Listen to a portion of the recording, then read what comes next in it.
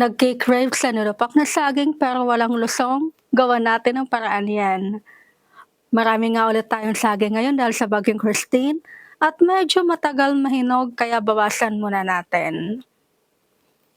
Ayan, luto na siya, balatan na natin. Konti nga lang 'tong niluto ko dahil last time na gumawa ako ng nilupak nasayang lang dahil ako lang pala ang kumakain. Ayan. Okey na siya, ayan yung gadgaran, yung grater, yan yung gagamitin natin instead of lusong dahil wala tayo noon. Ayan, simulan na natin. Kahit ako lang kumakain nito dahil naka-video, mag-gloves tayo, ganon tayo ka-plastic, charot lang.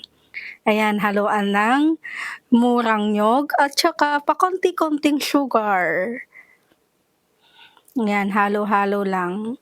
Add lang ng konti-konting sugar para hindi masyadong matamis, mahirap 'pag masyadong matamis. Yan, halo-halo lang. Then i-fla-flatten na natin, gawin nating maha. Then lagyan ng margarine, eme lang yung margarine na yan, trip ko lang lagyan. Ayan, okey na siya. Goods na yan, hindi ako nagtanghalian, wala din almusal, at ito ng pagkain ko hanggang hapunan. Yan, 'di ba, goods na, wala tayong lusong. Gadgaran or grater ang sagot diyan. Oh, tiyaran!